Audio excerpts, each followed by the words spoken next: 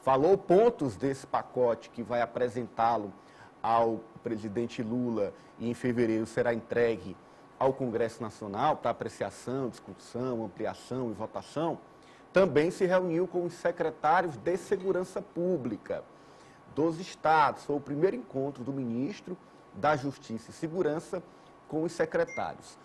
O secretário do Piauí, Chico Lucas, inclusive, esteve presente. E, França, a questão é que os estados estão combatendo crimes como as facções criminosas, o tráfico de drogas, que não podem combatê-los sem o apoio do governo federal. Isso mesmo, uma das pautas desse encontro do Odino com os secretários de segurança estaduais foi a questão do Fundo Nacional de Segurança Pública, para que mais valores possam ser direcionados a esse Fundo de Segurança Pública e que também a União participe de modo mais efetivo na segurança dos estados, que hoje essa prerrogativa cabe especificamente aos estados, e os estados querem também que a União participe de modo mais produtivo dessa questão da segurança pública, inclusive pautando essa integração, que o próprio governador do Piauí, Rafael Fontelli, sempre fala, o secretário Chico Lucas, então eles querem levar agora essa integração de fato, querem que ela se consolide, que saia do papel. Então, eles querem que a União participe mais de todo o processo de segurança pública nacional e, especificamente, nessa questão do combate às facções criminosas, do combate ao feminicídio também e na questão da inteligência, principalmente. Esse é um aspecto que tem sido muito trabalhado pelos secretários de segurança e que foi tratado também nesse encontro com o Flávio Dino. João Carvalho já está aqui com a gente. Boa noite, João. Boa noite. Nós falamos aqui a respeito do pacote antigolpismo que Flávio Dino apresentou hoje. Os pontos principais, os detalhes vão ficar depois da aprovação do presidente Lula e o envio para o Congresso Nacional e também dessa reunião, o secretário de Segurança, Chico Lucas, junto com o secretário de todos os estados do país, com o ministro da Justiça, Flávio Dino, onde pediu recursos para combater facções criminosas, combater crime de feminicídio, o tráfico de drogas, ações que, sem dúvida, precisam do amparo do governo federal.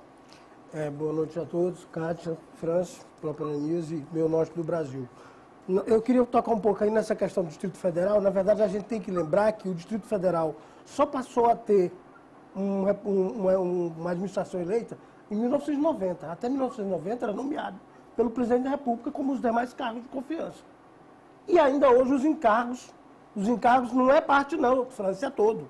Todos os encargos da máquina administrativa na área de segurança e bem-estar e defesa social é mantido pelo presidente da República. Com um detalhe, o Brasil é um dos poucos países onde o Distrito Federal praticamente foi descaracterizado. O que é um Distrito Federal? É um município neutro. É um município neutro que não pode se posicionar, politicamente. Esse é o conceito. É um município neutro que não pode se posicionar politicamente. É claro que aqui, como sempre, a pessoa estupra a legislação e inventa. Vou dar um exemplo bem aqui mesmo na Argentina, em Buenos Aires. Em Buenos Aires, até o guarda de trânsito é um policial federal. Por quê? Porque é o Distrito Federal de Buenos Aires. Você tem o governo do Distrito Federal e tem o GOBEAS, que é o governo autônomo da província de Buenos Aires. Então, a gente tem que entender que ali é uma situação especial. E eu acho que o pacote tinha que ser mais agressivo. Mais agressivo não no sentido de toler ninguém, mas no sentido de criar mais precauções, no sentido de tornar o Distrito Federal realmente um Distrito Federal, e não um lugar que fica o presidente da República, que é o que é hoje. Hoje é um lugar onde fica o presidente da República. O Distrito Federal tem características especiais que a gente nem imagina. É o único lugar em que você tem bitributação. O cara cobra os impostos do Estado e cobra os impostos do município. Em lugar nenhum existe isso. Quer dizer, quem está lá, além de receber o aporte da União, ainda recebe em dobro os recursos, porque recebe o que os municípios receberiam e recebe o dos estados. Então a gente tem que olhar bem isso com cuidado. O ministro da Justiça até falou, olha, esses 4 pontos, o Ministério da Justiça está contemplado. É essa a ideia inicial que a gente tem. Até porque a gente compreende que ampliar colocar mais pontos dificulta a tramitação e aprovação da proposta. Então, quando se quer, porque essa negociação vai ter que acontecer com o Congresso, a aprovação o mais rápido possível, se apresentou inicialmente esses 4 pontos, mas não impede que mais à frente outros ministérios, ou até a própria parte da Justiça, adotem novas medidas. Só para finalizar esse ponto, só para tu ter uma ideia de como essa questão é importante, no Império ainda tinha um município neutro. Onde o imperador estava, era um município neutro. Para você ver como é a questão que é importante, porque é uma questão de segurança nacional. Sim. Aqui é porque a gente não dá devida importância. Mas nos Estados Unidos, por exemplo, qualquer atentado desse, lá já tem mais de 300 pessoas presas, qualquer atentado desse é tratado com muito mais rigor do que aqui, né? Seu Zé. Eu acho que o João tem razão em abordar essas questões específicas em relação ao Distrito Federal, que é realmente algo diferenciado e que tem que ser tratado como tal, mas eu acho que os pontos apresentados são importantes e a própria criação da Guarda Nacional para cuidar do Distrito Federal, para cuidar dos 3 poderes e da esplanada dos ministérios, eu acho que isso cria um avanço muito grande e que pode até, João, contemplar muitas preocupações que você levantou na sua fala. Kátia? Vi aí que a Guarda Nacional, porque a Guarda Nacional hoje é o quê? Os estados, existe uma situação no país, os estados enviam aí parte... Hoje é a Força Nacional. É a Força Nacional. Aí vai ter um concurso, a gente falou aqui, o Ananias mostrou as imagens, a gente tem um problema para resolver a longo prazo no Brasil. Essa questão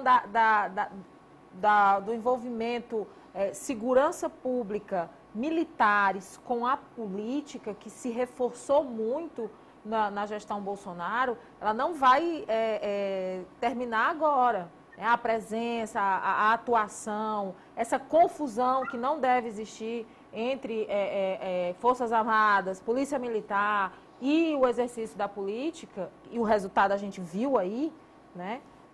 Vai demorar um pouco para o Brasil, e acho que talvez não se livre, hoje ainda é forte, talvez essa medida seja aí o começo do esvaziamento dessa postura, porque é um concurso, sim, são novas pessoas, né? Novas medidas, e o João tocou nesse ponto importante, ali é a sede do poder do país, né? Tudo está ali, então é o lugar que realmente, onde deve prevalecer essa, digamos assim, isenção, né, nessa questão da segurança, isenção política. Ananias, nesse encontro do Dino com os secretários, ele deu uma prévia também do relatório sobre os atos golpistas do dia 8 de janeiro e disse que esse relatório deve apontar, tem tópico sobre isso. Né? Nós temos inclusive uma sonora com o Flávio Dino sobre isso, já a gente mostra. Franci, nós mostramos agora esse encontro de Flávio Dino com os secretários e amanhã acontece um encontro importantíssimo, mais um,